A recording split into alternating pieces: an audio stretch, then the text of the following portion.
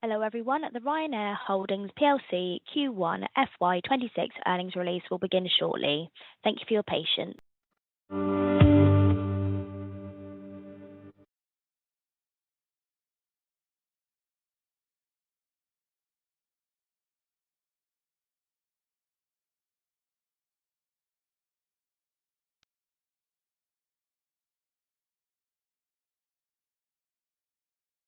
Hello everyone and welcome to the Ryanair Holdings plc Q1 FY26 earnings release. My name is Nadia and I'll be coordinating the call today. If you would like to ask a question, you may do so by pressing star followed by 1 on your telephone keypad. I will now hand over to your host, Michael O'Leary, Group CEO of Ryanair Holdings to begin. Michael, please go ahead whenever you're ready. Okay, good morning, ladies and gentlemen, and welcome to the Ryanair Q1 results conference call. I'm joined by all of our usual crew. Neil, the CFO, is in London, as is Eddie Wilson, dialing in from London. The rest of us are here in the office in Dublin. As you've seen this morning, we reported a strong Q1 profit after tax, rising to 820 million euros compared to a prior year Q1 PAT of 360 million. Traffic grew 4% to 58 million passengers at 21% higher fares. Q1, as we have repeatedly told you, is artificially strong, mainly due to weak prior year comparison. Last year, we only had one half of Easter in April, and we were in the teeth of the OTA boycott through Q1 into Q2 last year. So if you go back 2 years, we made 660 million in Q1 of 2023. That fell last year with the Easter and OTA issue down to 360 million in Q1 of 2024. And then we recovered strongly to a more normalised 820 million in Q1 2025. Over the 2-year period, the Q1 profits are up about 24%, rather than this morning's reported up 128% against weak prior year comps last year. But still a good number and a good performance. The Q1 highlights include traffic grew 4% to 58 million. As you know, our traffic growth is being constrained by Boeing's delivery delays. Revenue per passenger rose 15%. Average fares were up an artificial 21% in that quarter. Ancillary revenues up 3% on top of 4% traffic growth. The number I'm most pleased with is unit cost control. So unit cost inflation was up just 1%. The cost gap between us and all our other EU competitors has widened materially during Q1. We took delivery of 5 game changers in Q1, bringing the total game changer fleet to 181 aircraft at the end of June. This summer we're operating over 160 new routes in a total of 2,600 routes.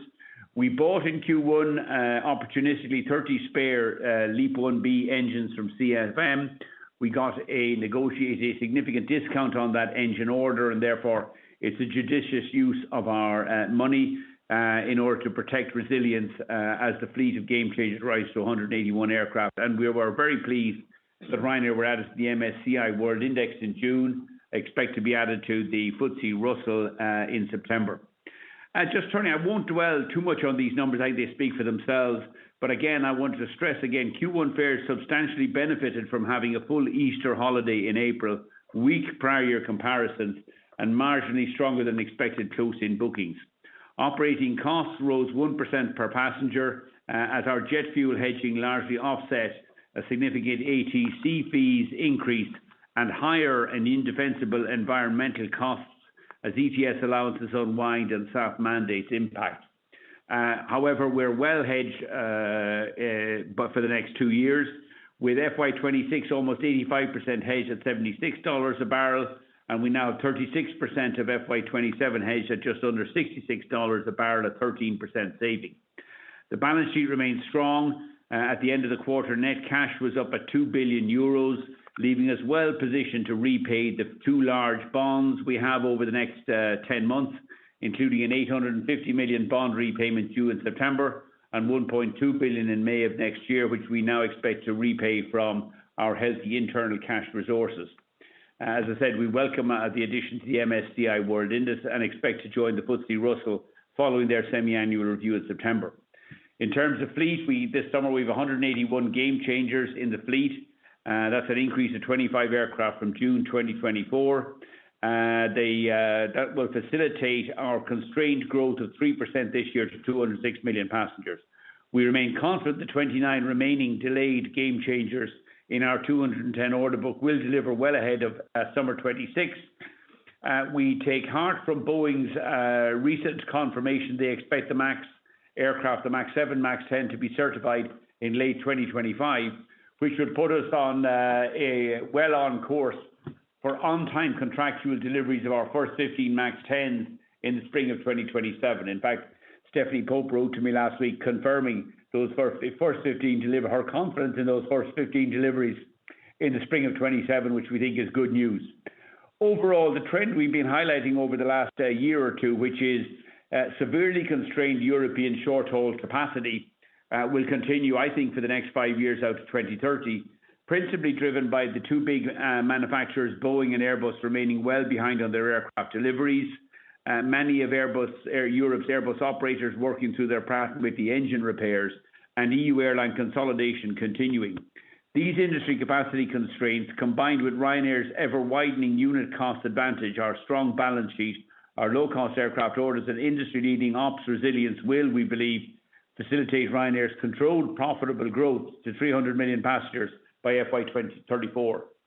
And I would just want to touch briefly on the outlook. As you see on our numbers this morning, FY 26 traffic remains on track to grow just 3% to 206 million passengers. This is due to heavily delayed Boeing deliveries.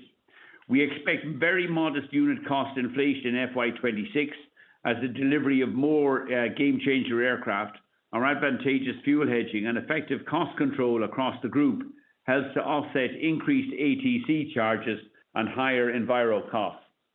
While summer 25 travel demand is strong, the Q2 fare increases will be lower than the exceptional Q1 increases. If you remember, in Q2 last year, fares fell by 7%, but we now expect to recover almost all of this 7% fare decline in this year's Q2. And I think that will be much more of a read across the full year rather than the 21% fare increase in Q1. The final H1 outcome is, however, heavily dependent on the strength of close-in bookings for the remainder of July, August and September. As is normal at this time of the year, we have zero H2 visibility. We've only 6% of our seats sold for the second half of the year. And our prior year comps normalise, and last year's modest delivery delay compensation we got from Boeing in the second half of the year will also roll off this year. So the second half will be a bit more challenging. It therefore remains too early to provide meaningful full-year PAT guidance. We do, however, cautiously expect now to recover almost all of last year's 7% full-year fare decline. And this should lead to a reasonable net profit growth in FY 26, given our continuing excellent unit cost control. The final FY 26 outcome will remain heavily exposed, though, to adverse external developments, including the risk of terrorism, tariff wars, macroeconomic shocks, including conflict escalation in the Middle East and Ukraine, and of course, European ATC strikes, mismanagement and short staffing, which continue to bedevil our operations. With that, I'll turn over. Neil, do you want to highlight anything in your MD&A before we open up to Q&A? I'll probably just emphasise a couple of points that you made there. One, the balance sheet is a standout with strong liquidity and the fleet unencumbered. As you said, that places us very strongly now to repay those bonds, the 2.1 billion bonds, over the next 2 years. So I think we're in a good position there. Very pleased with the performance on costs, up 1% on a per passenger basis in the first quarter. So again, very much on track for modest unit cost inflation for the full year, somewhere between 1% and 3% on an annualised basis, depending on where spot fuel goes and what the final schedule looks like over the balance of the year.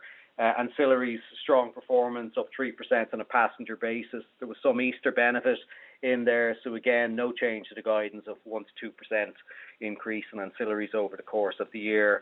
And then traffic into Q2, we're probably looking at traffic coming in just under 61 million passengers, so about 2% growth in traffic there, 3% on a full year basis, 206 million. So the business is in good shape and a solid set of numbers in Q1.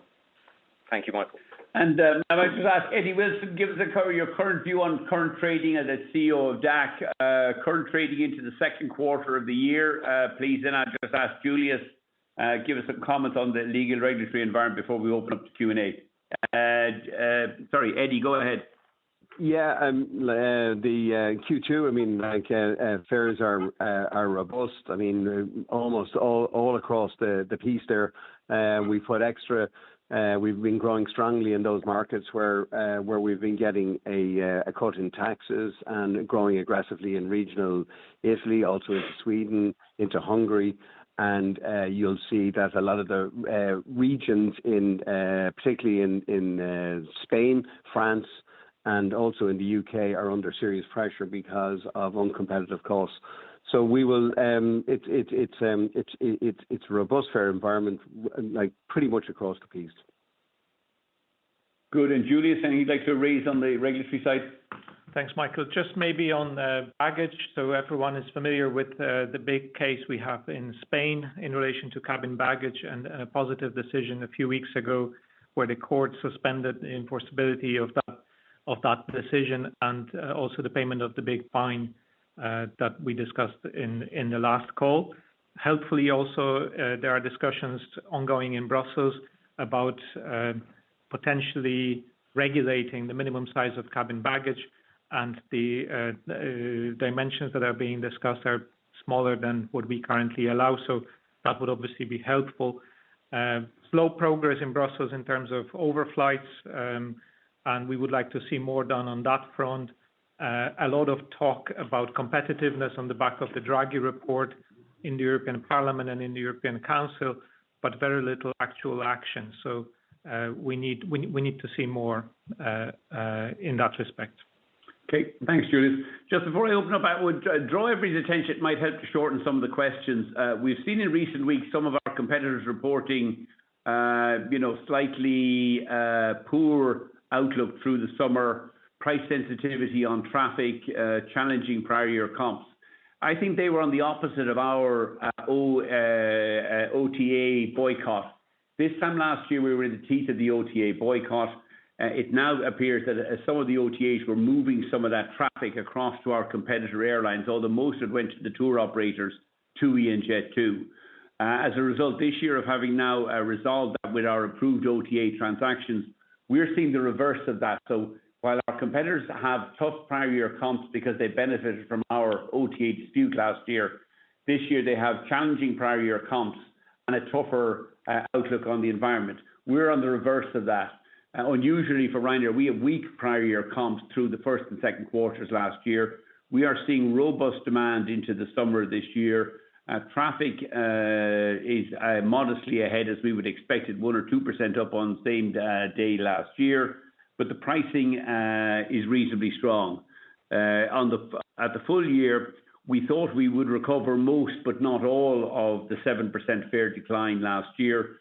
We've upgraded that slightly or modestly this morning. We now expect to recover almost all of last year's 7% decline, and that is because I think, well, one, we have the 2 halves of Easter in April, and 2, we fixed the approved OTA, and we're seeing those stronger forward bookings, holiday bookings, coming through to us in the first half of the year, something I believe we had lost out of the tour operators, some of our airline competitors last year. So we're on the inverse of what our competitors were to some degree complaining about in recent weeks. Okay, with that, Nadia, if you'd open up to Q&A and keep everybody to no more than 2 questions, please.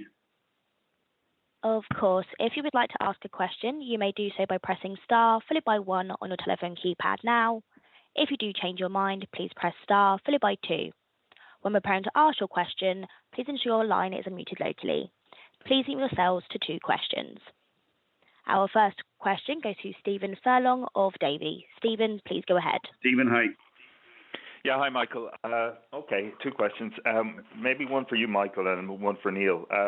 How do you think, I mean, it's speculation, but the tariff thing will play out? I saw there in the paper today, Embraer were saying that it might add 9 million for the price of jets, and their US customer base won't pay it, and therefore they'd almost have to slow or stop production. And then from Neil, I was just wondering, what is needed for you to look at locking in this attractive dollar rate on the future aircraft deliveries, given that would be a significant benefit on the capital side for a longer term on depreciation, etc. Thanks a lot.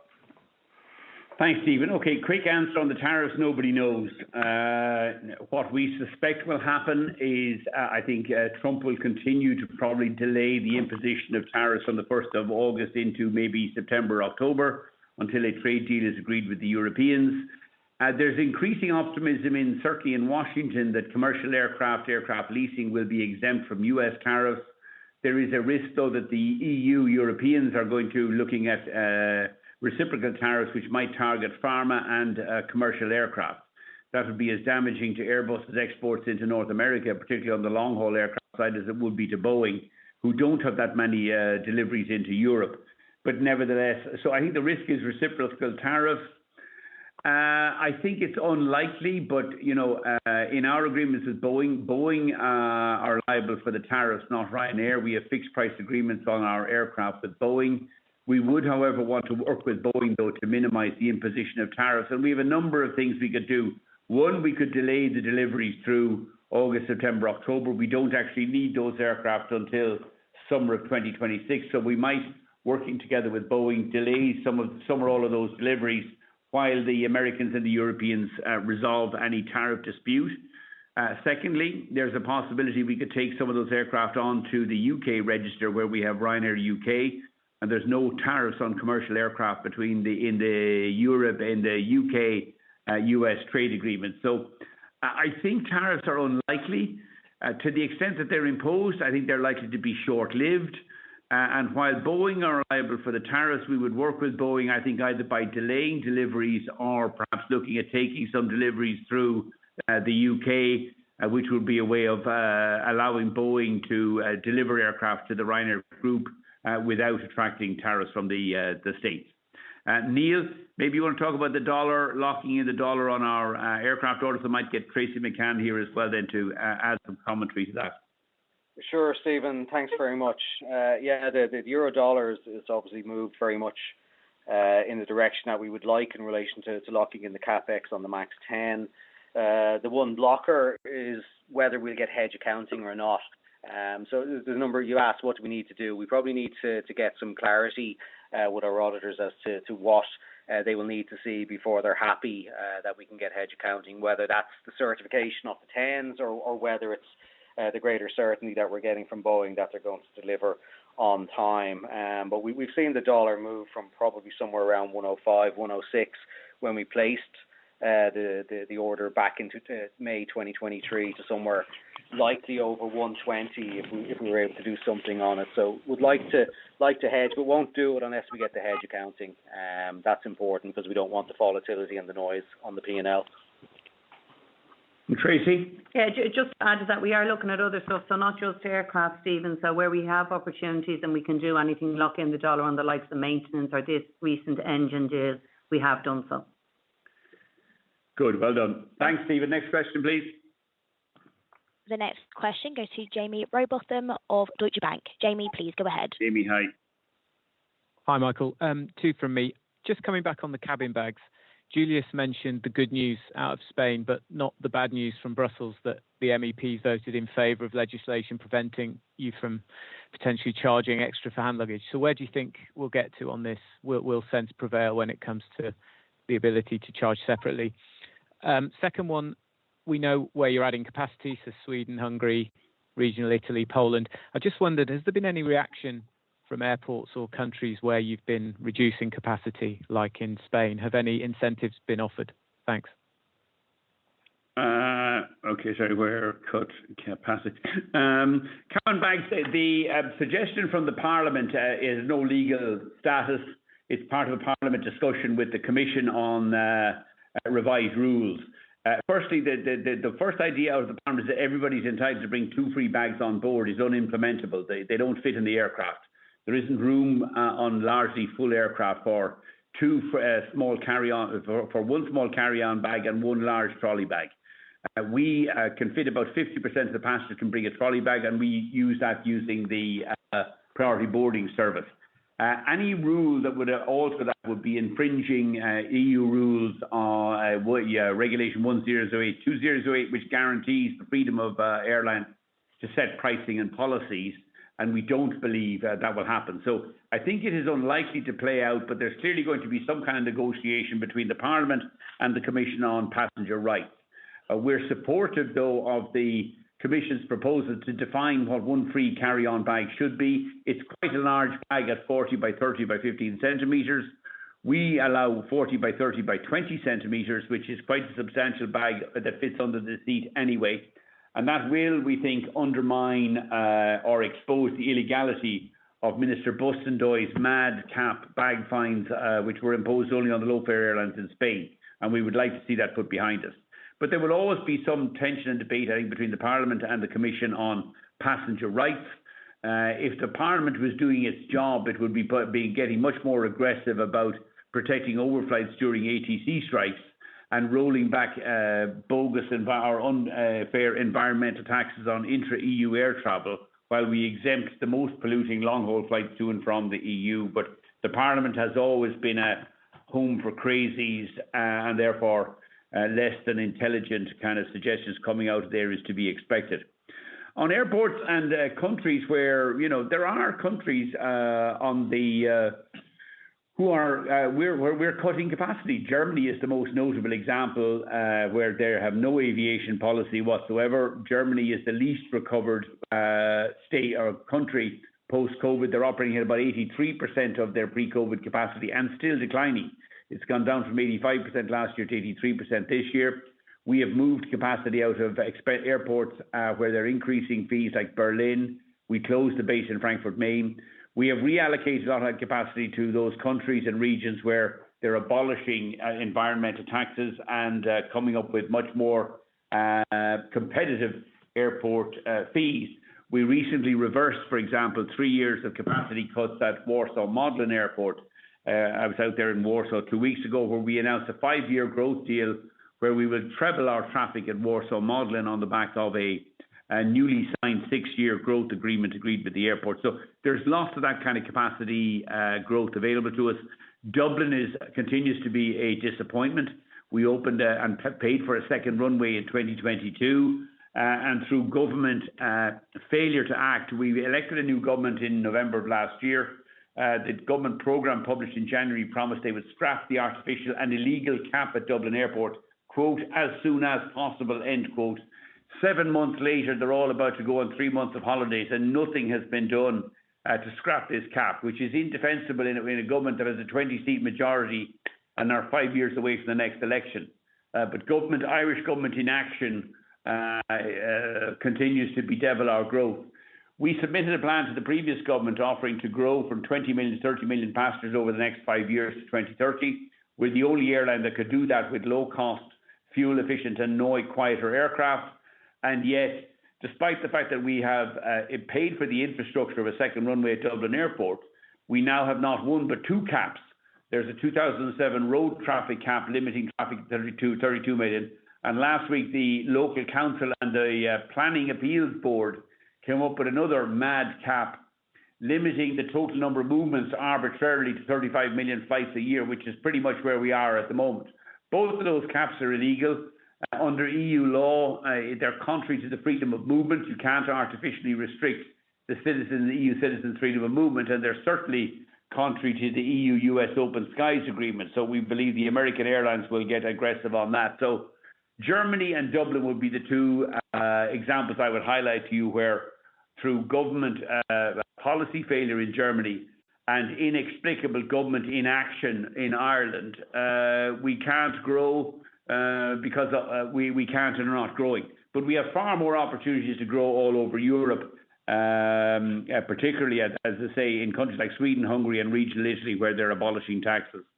Eddie, anything else you want to add to that? And then I might ask Julius just to come in on the cabin bag regulatory situation in Europe. Yeah, just quickly, I suppose, like, I mean, it has taken some time for this message to trickle up post-COVID, where we're now seeing the sort of pinch point of there isn't short-haul capacity to go around. And while that fell on deaf ears for sometimes, you can now see that playing out, particularly in regional airports, like in France, they put up the taxes, and now you have the French transport minister saying this is a terrible thing, even though he actually introduced it, and they may actually have to go backwards. And I think they know that there is bad news coming for French regional airports. Same thing is playing out in Spain, whereby AENA has a monopoly there. And you've got the regional airports that are 65% underutilised, and that's going to be politically unsustainable in the medium to long term, whereby Ryanair, while we're still growing in Spain at low single digits, that's at the larger airports, largely at the expense of the regional airports, where we've closed a number of airports, and there's more to come this winter. And on top of Germany, then you can see it also playing out in the UK with APD, which is going to go up by £2 this year, and then RPI thereafter, and that's going to hit the regions particularly badly, like places like Scotland, Northern Ireland, particularly out in the regions there, where they're just not going to be able to compete for the incentives that are elsewhere in places like Sweden, regional, Italy, and Hungary. And Julius, you want to add anything on the Parliament rules on baggage or passenger rights? Just one thing, that the issue of cabin baggage came up in the EU Court of Justice in 2014. Oh, yeah. And the conclusion there was... The Whaling case. And the conclusion was that the only item of cabin baggage that must be free is an item that can accommodate the passenger's precious and indispensable items. And that the court at the time did not put dimensions on it, but it is generally accepted that a bag that fits under the seat is big enough to accommodate precious and indispensable items. So that would be your personal computer, your wallet, some medications, a bottle of water, those kinds of things. Everything else that can fit in the cabin can be charged for, and that's what passengers want. Passengers don't want all passengers to bring a 10 kg bag to the gate, because they know that this will delay the departure of their flight. So the policy which Ryanair currently applies, and which has been copied by many airlines in Europe, works. Consumers know it, and the European Parliament will figure it out in their own time. Thank you, Julius. Okay, next question, please. The next question goes to Harry Gowers of JP Morgan. Harry, please go ahead. Harry, hi. Yeah, morning, Michael. Just first question. I noted you called out the better than expected close-in pricing in Q1, and was wondering, is that something you've seen continue as a trend into Q2 so far? And then second one, probably one for Neil. Total unit cost per pax +1 in Q1, and ex-fuel was +3.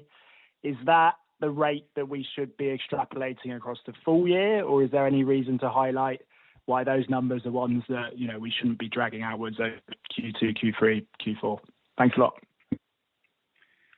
Thanks, Harry. Yeah, let me deal with the pricing. We are seeing stronger close-in pricing. The load factors, we're running about 1% ahead of where we were at this time last year, so we have less seats to sell close in.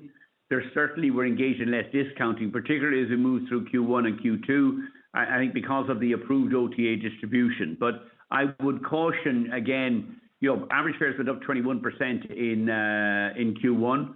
I think about 2/3 of that was accounted for by Easter and the OTA boycott.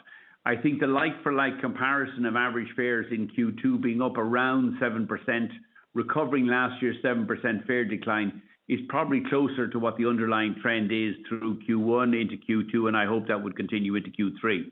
As we're saying this morning, we expect to recover almost all of last year's full year 7% fare decline.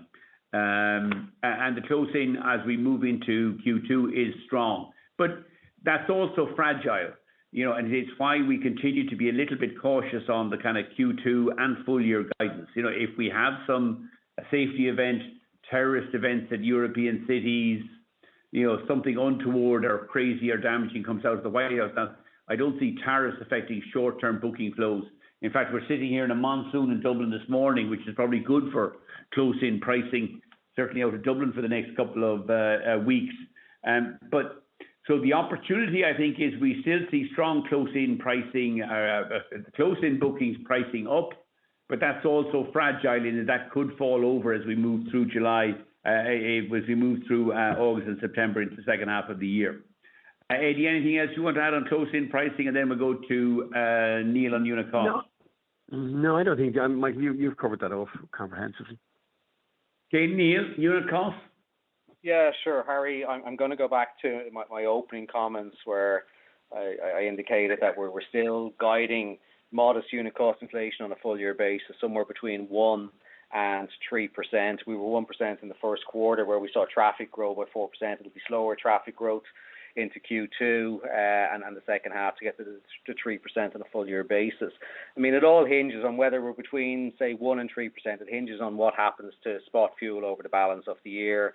It depends on what happens on the final schedule that we load, where is that going to be, and indeed staffing in advance of next summer. So I think it's fair to just stick with that modest unit cost inflation, and it'll be somewhere between 1% and 3%, and I won't be breaking it out more than that. No. Okay, cool. Thanks, Harry. Next question. Thanks, Neil. The next question goes to Dudley Shanley of Goodbody. Dudley, please go ahead. Dudley, hi. Morning, Michael. Two questions for me as well. First of all, possibly to follow up on Harry's question a little bit, but to think about it more longer term.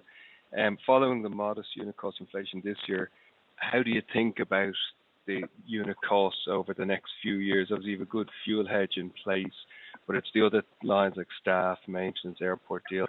How should we think about that? And then the second question is, Michael, you've been making a lot of noise again recently about ATC, particularly in France. Have you seen any tangible signs that progress can be made there? Thank you. Okay, I'm going to offer the first one over to Tracy McCann here on the longer term. What's your view on longer term unit cost? Neil, feel free to add in at the end of that, and then I'll talk about French ATC. I might bring in Julius as well on that. So Tracy, off you go. Yeah, so I suppose into next year, Dudley, we're about 36% hedged on the fuel with significant cost savings. But again, it's important to point out that we are seeing increased environmental and staff costs offsetting that. Again, this year we've seen a significant increase in ATC charges. But again, we would probably see modest inflation over the next number of years. But we will have, as we start to ramp up into the delivery of the game changer aircraft, we will get the benefits of them incremental seats, and we will get the benefits of the fuel burn. I think the fact that we're financing the aircraft out of cash, again, unlike our competitors, we don't have them high financing costs. So I think the key is we will have inflationary cost increases, but the gap between us and the competition will continue to widen. Yeah. Okay, Neil, anything you want to add to that? The gap is the key point.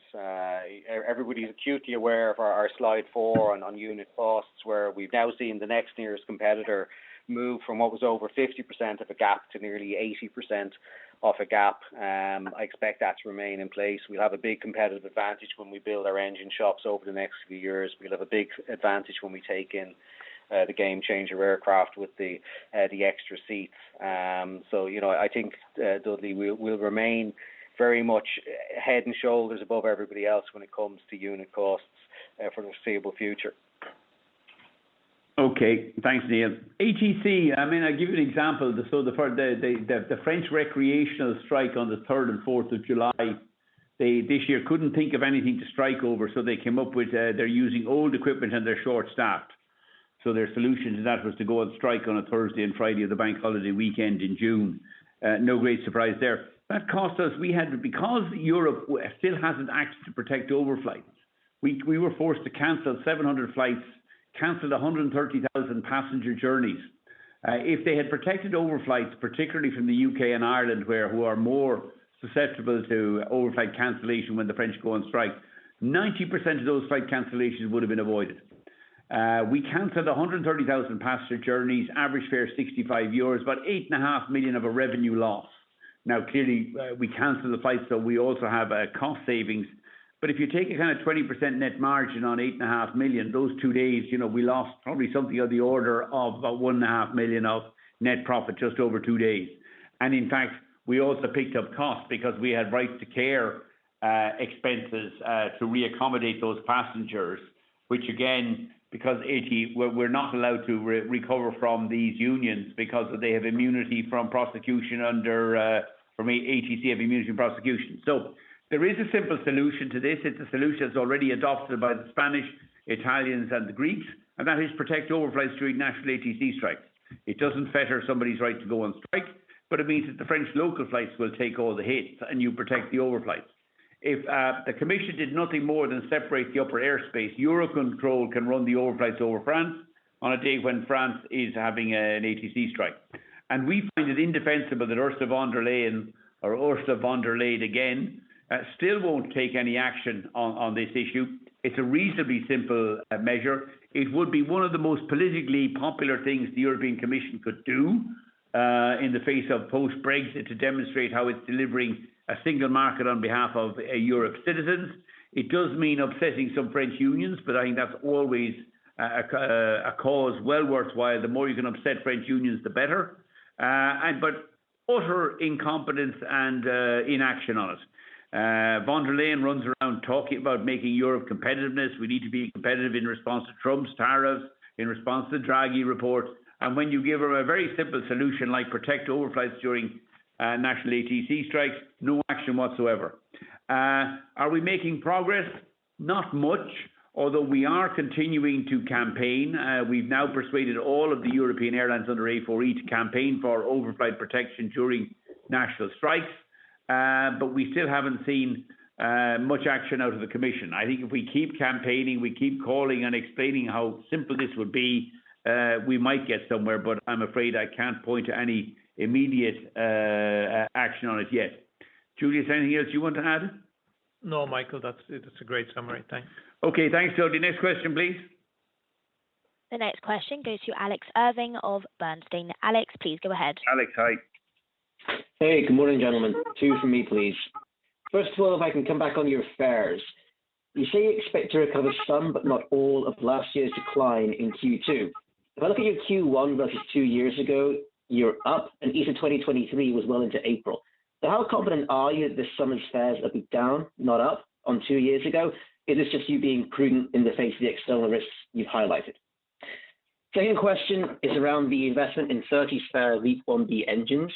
I understand they were cheap, but why was this necessary at all? Are you concerned about underlying reliability issues, and therefore should we be concerned about possible lower asset productivity or higher maintenance costs over the long run? Thanks. Okay, let me take both. Look, I mean, where are we on fares? They were down 7% last year. Q1 we're up 21%. Q2, I think we're tracking for almost somewhere between 6 and 7% at the moment. But the reason I can't be confident is how fragile we are, or how dependent we are on those close-in bookings through the remainder of August and September. And as of today, we have 73% of August sold. We have only 40% of September sold. So if there's no great change, then I would be very confident that we'll be up 7% in the second quarter. But it's very fragile to any short-term adverse news flow, terrorism, safety events, something like that. So overall, looking out over the 12-month period, I think we're reasonably optimistic now. I think we have improved the narrative, Alex, over from the full year results call, where it was we expect to recover most but not all. Now we're at almost all, which I think is a modest upgrade, but still heavily subject to any impact on close-in bookings through the remainder of the year. And if I look at the second half of the year today, we have 6% of the seats sold. So we're very heavily dependent on those trends that may affect both boost or adversely affect close-in bookings. But 30 LEAP-1B engines, why now? Is there anything untoward? Look, the reason we bought 30 LEAP-1B engines is primarily we did a deal with CFM where CFM were offering us an exceptional discount. I think they wanted a deal. I think they may have had some financial deadline. They had some spare engines. They were willing to heavily discount them for a quick sale. And we were willing to buy them for a quick sale. We have more spare LEAP-1B engines as a result of this than we need for a fleet of 181 aircraft. I think we'll be up to what we've about 120 spare engines. So in total, we have 120 spare engines. That's not for the LEAP-1B, that's for the whole thing, for everything. We have more spare engines than we need, but as the game changer, the MAX fleet grows, with the 300 game changer order, we will still be short spare engines. So We moved at a time when CFM was offering us a deep discount for a quick sale. We got a deep discount which we can kind of bank on the balance sheet. We have spare cash, and we think this is one of these areas where we can deploy spare cash sensibly. We are a little bit over, we've too many spare engines at the moment, but given that we know we're taking delivery of 330 aircraft over the next 10 years, it's a sensible, short-term, opportunistic investment at the moment. Have we any other concerns about? No, frankly. We don't have any concerns with the LEAP 1Bs. We believe we are moving aggressively towards announcing one or two spare engine MRO shops in-house. We'll have announcements of that towards the end of the year. And we are pretty confident that we'll continue. It'll be another bone or differential between us and our competitors, that we'll be able to maintain our engines in-house, whereas everybody else will be, our competitors, certainly in Europe, will be exposed to third-party engine maintenance, which is getting radically more expensive from 2028 onwards. And also the turnaround times have wildly escalated from typically around 65 days to something closer to 150 days, which will put a lot of burden on our competitors. We know already with the pattern with the engine repairs, a lot of Airbus short-haul aircraft are grounded in Europe last year, this year, and probably again into next year as well. And that in turn is creating opportunities for us to grow at improving airfares and improving our profitability. Thanks, Alex. Any next question, please? The next question goes to Jared Castle of UBS. Jared, please go ahead. Hi, and well done on a very good set of numbers. Two from me. I mean, one of your low-cost competitors, Wizz, is closing down their Abu Dhabi base, and they've spoken about putting that capacity more into Central and Eastern Europe. So just interested in your thoughts on how you see the competitive environment there going forward. And then secondly, maybe one for Neil. You said that CapEx is going to be 2.2 billion, but could be higher on tooling. Is there any way you can maybe just give us a bit of magnitude, depending on the scenarios, on how much higher that could be? Thanks. Oh, CapEx. Okay, Jared, I'll take the first one, and then Neil, I'll let you deal with the CapEx. Firstly, Alex, obviously, Jared, obviously, I feel compelled to explain that Wizz is not a low-cost competitor of Ryanair. It's a high-cost competitor of Ryanair, and therefore not really a competitor at all. We were somewhat, I think, surprised at the excuses they came up with for the withdrawal from Abu Dhabi. Apparently, mostly it was because it's a desert out there, and therefore it creates significant cost penalties on engines. To which we said, well, why are you not closing your base in Saudi Arabia, which is equally a desert with an engine penalty? But, Wizz have always been, let me see, what's the problem? Inventive when it comes to explaining commercial failures and flip-flops on strategy. A couple of years ago, they were going to expand aggressively into Vienna and Italy and challenge Ryanair. They quietly retreated out of both into the Middle East, which was going to account for a third of their traffic. They now appear to be retreating out of the Middle East back into apparently Central and Eastern Europe, also announcing a multi-year growth deal at Modlin, which will see us increase the traffic in Modlin by threefold over the next 5 years. Wizz on last Friday announced a 2-aircraft base in Modlin, which, by the way, I think is good for Modlin. We welcome more, if Wizz wants to base more aircraft in Central and Eastern Europe, all it will do is highlight the enormous cost advantage and price advantage Ryanair has over Wizz and all of our other competitors. In every market where Wizz has attempted to try to enter or compete against Ryanair, they've ultimately failed and withdrawn, and I think that trend will continue. But to the extent that they're going to reallocate there, the real problem for Wizz in trying to compete with Ryanair or grow in Central and Eastern Europe is they're growing good aircraft that they have bought very expensively from their principal shareholder. They then refinance them at ludicrous kind of sale and leaseback, recognizing madcap profits are in its balance sheet, which they then mortgage over the next 5 or 10 years. So the more they grow, the more the gap widens between their very expensive aircraft financing and our much lower cost depreciation charges. And on top of that, then we have lower aircraft costs, lower labour costs, lower sales marketing costs, in fact, lower every cost. And we will be debt-free from mid-2026 onwards, whereas they're mortgaged up to the eyeballs. I think their net debt position at the last number was about 6 billion euros, with a market cap of about 1.1 or 1.2 billion euros. I continue to believe that the consolidation process in Europe will ultimately see Wizz taken out by somebody, whether it's a venture capital. I'm surprised that some of the Middle Eastern airlines haven't moved on Wizz, given the collapse in their market cap.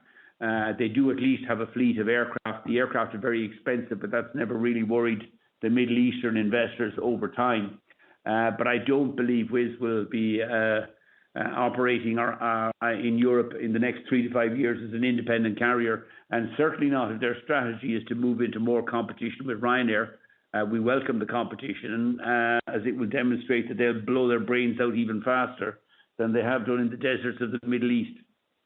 On that, Neil, CapEx, do you want to touch on that, or Tracy? Yeah, I will. Okay. Jared, it's a cautionary note that there could be upside on that 2.2, depending on the timing of tooling or otherwise for the engine shops. That very much depends on where we get to in negotiations. If there's a benefit, for example, in taking stock sooner or paying sooner for some of the plant and equipment to get deep discounts, we may look at it. But we're in the midst of negotiations at the moment. Don't have any numbers, don't have any timings at this point in time, other than a cautionary note that you may see a little bit upside, and if you on the capex, and if you do, it's because we've locked in an advantage on the MRO going forward long term. Thanks, Neil. Tracy, anything you want to add on capex, or Neil cover up? I think that's pretty much covered, yeah. Okay, next question, please, Nadia. The next question goes to Savanthi Syth of Raymond James. Savanthi, please go ahead. Hey, good morning, everyone. Yeah, just on the, you called out on the video calls environmental costs going up from like $4 per pax to $5.30. I realize your cost gap should be widening, but is there a risk that you end up, getting a larger share of a smaller pie, or is demand strong enough to kind of absorb all these costs going forward? So a bit of a longer term question. And then the second one is just a quick follow up on CapEx. I wonder if you could kind of give an update to some of the comments you made on fiscal year 27 and beyond, just related to with this engine CapEx coming in. Okay, we come back to you, Neil, on the CapEx. I have Thomas Fowler here, who's our head of fuel and enviro. Thomas, you want to tackle the Savi's question on enviro costs? Will demand over time or fares cover rising enviro costs? I think in the short term, no. Over time it will, because I think the competition will have to rise fares to cover the enviro cost. I think one thing we've done, we've had this cost for the last 12 years as we've grown. Yes, our costs will increase, but I think the cost of the competition will increase further, because particularly over the last 4 years in ETS, their free allowances have covered their ETS exposure, while ours hasn't. So I think what will happen is, as we would have saw with oil prices in 2008, we saw fuel surcharges coming in. You'll see them increase, whether it be enviro surcharges or increase in fares. As long as we have our other cost line advantage, I think we should be able to cover it, Savi. Okay, and Neil, you want to touch CapEx FY27 and beyond? Yeah, I've no real change to what I would have said back in May. So I would still anticipate, Savi, that the CapEx dips below 2 billion next year, and then the year after that will be somewhere between 2.5 and 3 billion as we start to ramp up PDPs and deliveries of the 10 start to come in. So no, I wouldn't have much more to add than the commentary I gave back in May, other than we've taken the engines in now for this year, where you're seeing us at the 2.2 for the current year, and we should still be below 2 billion into next year. Thanks, Savi. Next question, Nadia, please. The next question goes to James Hollins of Exane BNP Paribas. James, please go ahead. James, hi. Yeah, one for Eddie, one for you, Michael. Eddie, on this rail, maybe just run us through your plans there, and whether kind of the situation there has led to some pockets of overcapacity this summer, like you saw in the Canaries in the winter, and whether you expect that to normalise. And then, Michael, maybe just take us behind the scenes of your conversations with Stephanie Pope or Kelly from Boeing on the MAX 10 certification? You seem way more confident than you have for a long time that it will get certified pretty soon. Maybe just run us through why that confidence is coming from. Thank you.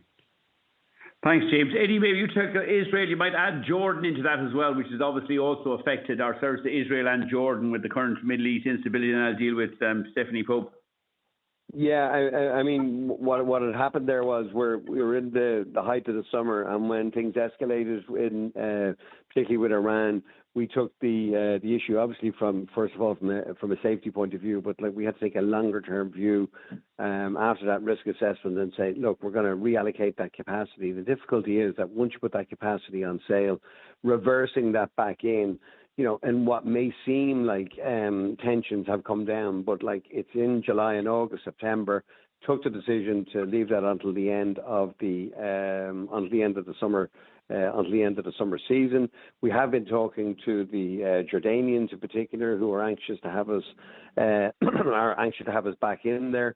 And we're currently talking to them. So we still haven't, we would have had upwards of about 100 weekly frequencies into Tel Aviv, significantly less into Jordan, but Jordan is a good market, particularly for the winter time. And we'll take a view on that, because what we're doing at the moment is we're assessing the winter allocations. We're down to the last couple of airports and countries, particularly where we continue to put the focus on costs as to where that capacity is allocated. And Israel and Jordan will be in the mix on that, but obviously for different reasons. So we haven't finalised for the winter yet, and we're still talking to them. Okay, and James, in relation to Boeing, I continue to believe Kelly Ortenberg, Stephanie Pope are doing a great job.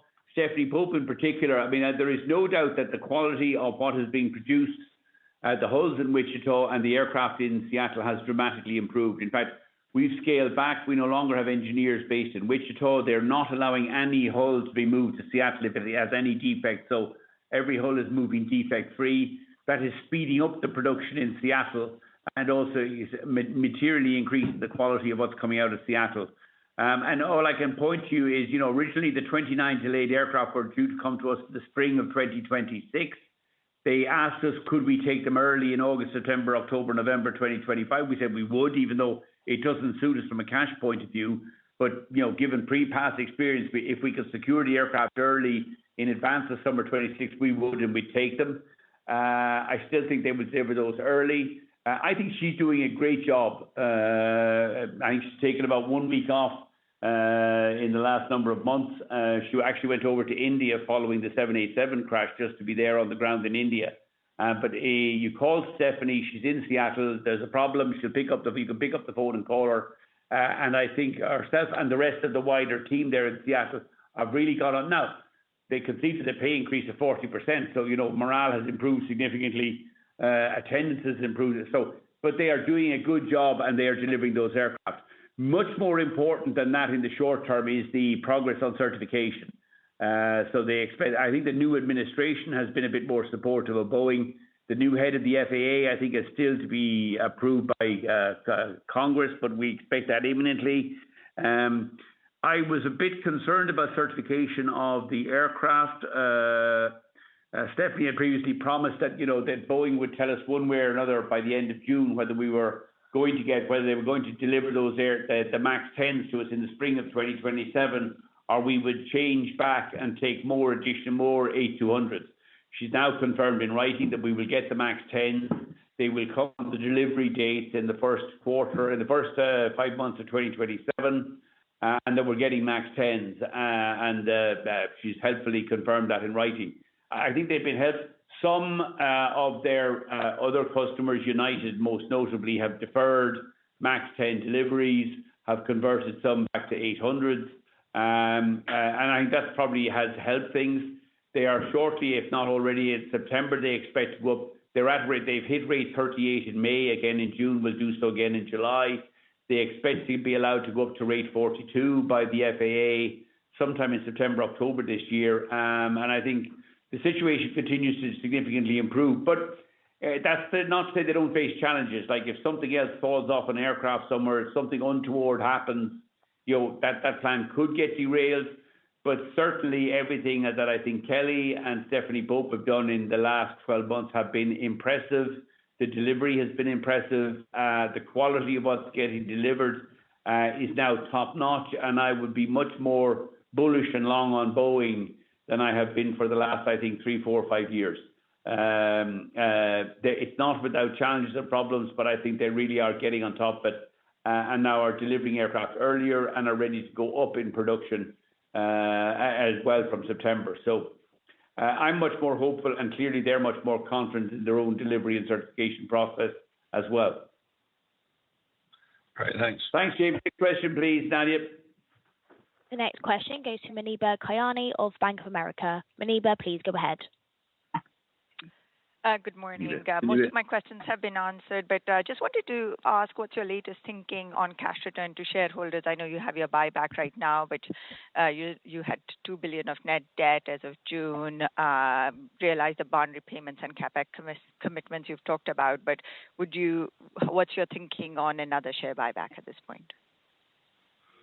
I mean, I think we're not doing anything. We've announced another share buyback program, about 750 million. I think that will run over the next 12 to 18 months.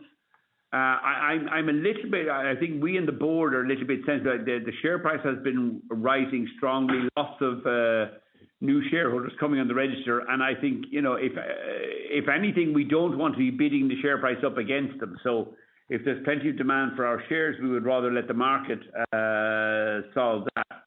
But we expect the current buyback will run out until the middle of next year, middle of 2026. I see no reason to address additional shareholder returns over and above that. We have a number of very significant challenges. We've just over 2 billion of bond repayments in the next 12 months.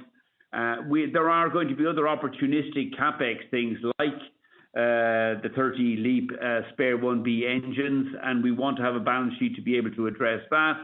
And I would, having paid down that bond debt, we should be down to, gross net cash of the order of about 2 billion. I'd like to see that grow towards 3 or 4 billion over the next year or two, while we continue to fund.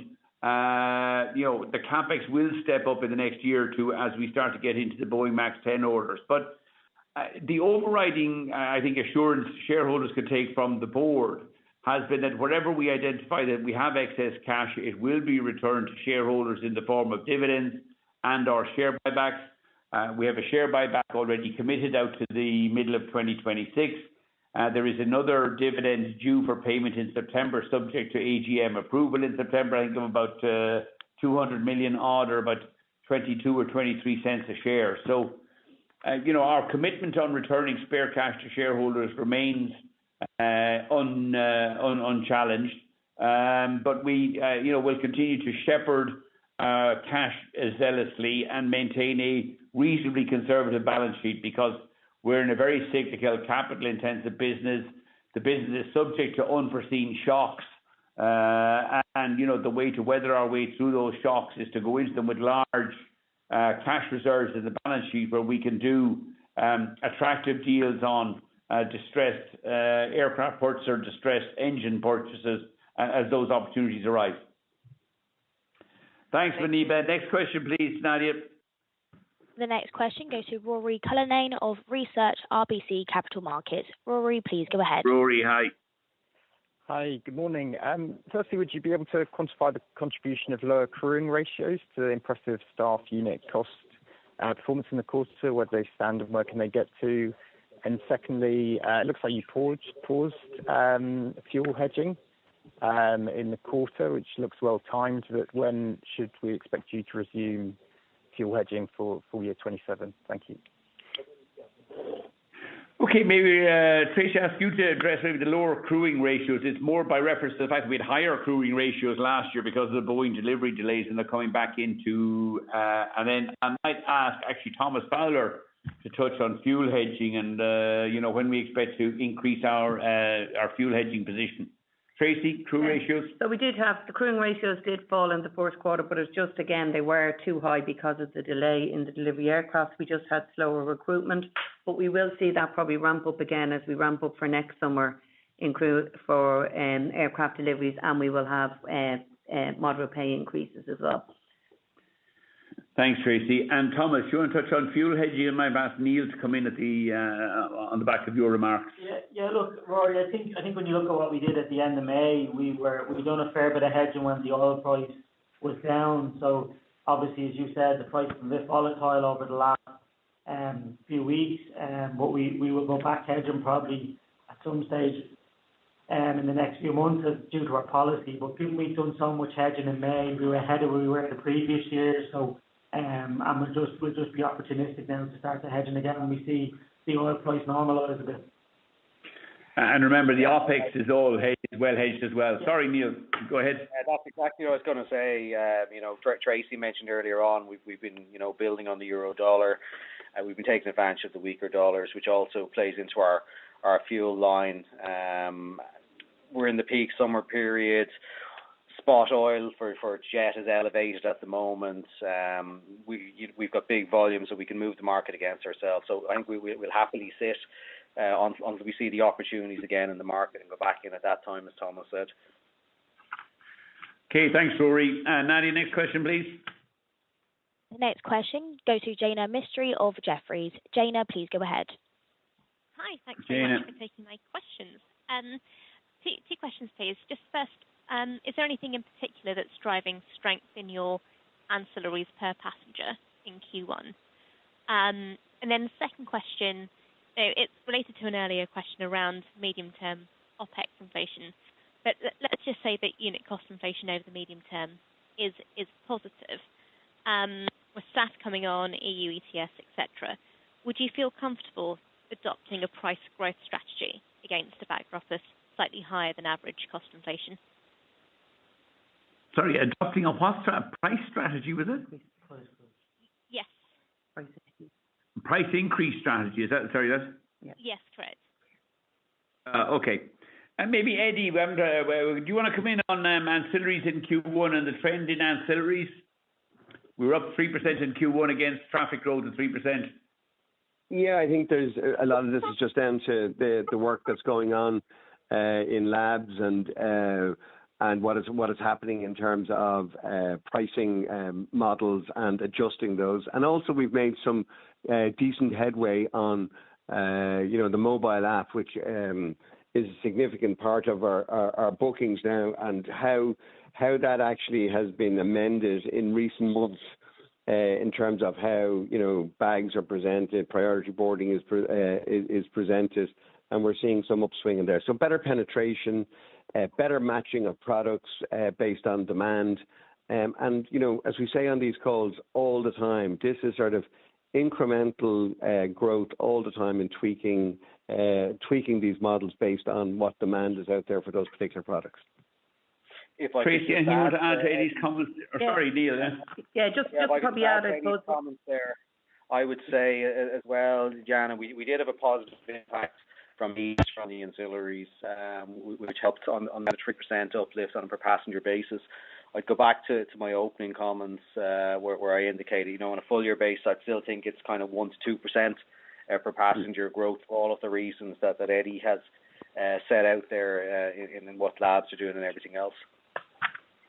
Tracy? Yeah, I think it is important to highlight that Q1 is extremely strong. The same is fair because of that Easter impact as well. From very low comparable.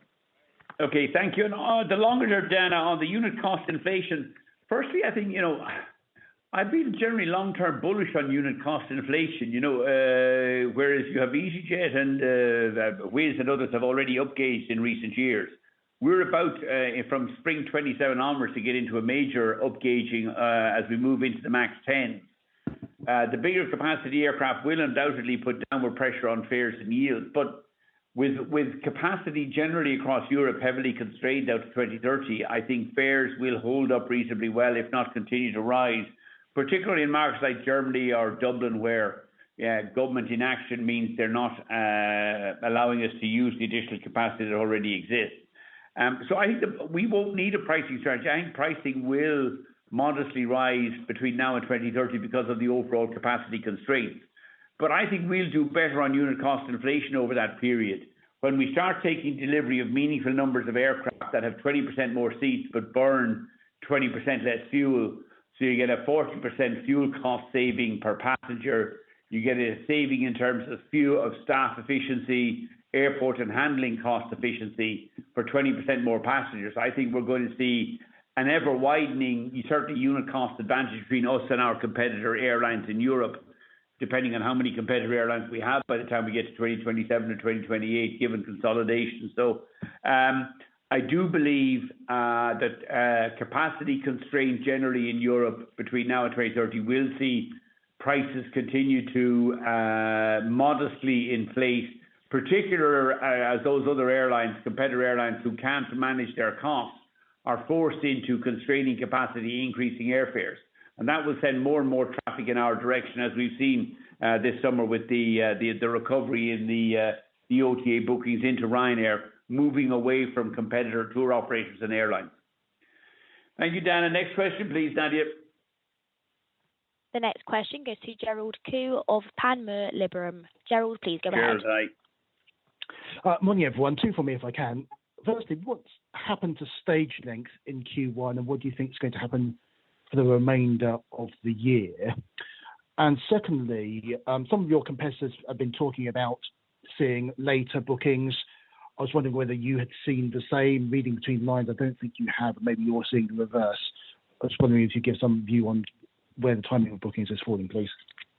Yeah, maybe I'll touch on the second one and ask Neil to do the stage length. I mean, I think what our competitors are talking about later bookings is, if you like, the reverse of last year's trend, where we had a OTA boycott and the OTAs booked more with the tour operators of some of our competitor airlines.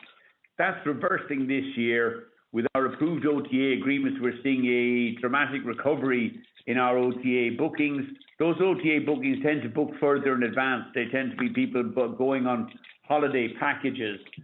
So we are seeing actually stronger advanced bookings and higher fares this year, but partly by reference to a weak prior year comp, whereas our competitors are seeing later close-in bookings this year by reference to a better prior year comp last year because of our OTA boycott. And I think that's all you're seeing is difference between them and us, and we expect that to continue to grow. Will continue through to the remainder of H1. Neil, stage length in Q1 and for the rest of the year? There's nothing notable to talk about there. In the quarter, we saw our flight hours up 4%, which is in line with our sector growth of 4%, and traffic. Unlike a number of our competitors, we're not moving into longer sectors to drive it. So, I mean, the average last year was just over 2 hours. It's not going to be hugely dissimilar on a full year basis this year for sectors. Thanks very much. Thanks, Neil. Thank you, Gerald. Nadia, next question, please. We currently have no further questions, so I'll hand back to you, Michael, for any closing. Okay, just before I close, I might ask Jamie, you might just update us on where we are on the share buyback program as of last Friday, on the current program. I forgot to touch on that. Jamie Donovan, our head of IR, where we are on the current update on the share buyback program. We're about 60 million through Q1 as at the end of June, so we're about a little under 6 or 7% and through the 750 million buyback. Okay, thank you for that. Ladies and gentlemen, thank you for taking part in the call. Again, strong Q1, but don't get dissuaded. Let's not have any irrational exuberance. Q1 is artificially boosted by a weak prior year comp. Q2 will be much more, I think, like a normal year-on-year comparison. As I said, we expect to recover almost all of last year's 7% fare decline in Q2, but that's a long way behind the Q1 average fare increase of 21%. Overall for the year, as long as the close-in booking trend remains strong, as long as we don't encounter any unforeseen adverse developments on safety, terrorism, war, pestilence, or stupidity out of the White House, then I think we're set fair for a reasonably strong profit recovery in H1, and we would hope that will continue on for the remainder of the year. Although we do have tougher prior year comps in the second half of the year on the revenue side, because we did better in the second half of last year, having fixed the OTA boycott. And on the cost side, we did have some modest supplier compensation in the second half of last year that won't be repeated in the second half of this year. But overall, I think we're cautiously optimistic for a reasonably strong profit recovery for the full year. Much will depend on Q2. We'll be reporting Q2 to you at the end of October. You'll see some of it in the traffic results for July, August and September. All I can say is, apart from that, we will continue to be very disciplined and diligent on cost control. It's the thing that really separates us from all other airlines in Europe. We look forward to repaying the 2 bonds, 850 in September, 1.2 billion next May, which will make Ryanair uniquely debt-free going forward. And we will continue to commit to return excess cash to shareholders. There'll be another dividend subject to AGM approval in September, and Jamie and the team will continue to roll forward the share buyback plan. We hope and expect that we'll take delivery of the 29 aircraft from Boeing tariff-free between now and Christmas, and that ultimately Boeing will be successful in getting the MAX 7, MAX 10 certified by the end of this year, so we can look forward with some degree of confidence to taking those MAX 10 deliveries in 27, 28, and also being able to move on the dollar or the dollar hedging of that capex with hedge accounting in place. I have nothing else to add. Eddie, or Neil, anything else you want to add before we close off? No, I don't have anything, Michael. Okay. Nadia, thank you very much for your help. Thank you, ladies and gentlemen. If anybody has any individual queries, feel free to call Jamie and the team. We're not doing a roadshow as is normal on the Q1s. But if anybody has any queries, please fire them into Jamie. If you want to come visit us at some stage over the summer, please feel free to do so. As long as you're flying with Ryanair and not one of our competitors, you'll be very welcome. Thank you very much, everybody, and we'll all go back to work now. Thank you. Bye-bye. Thank you. This now concludes today's call. Thank you all for joining. You may now disconnect your lines.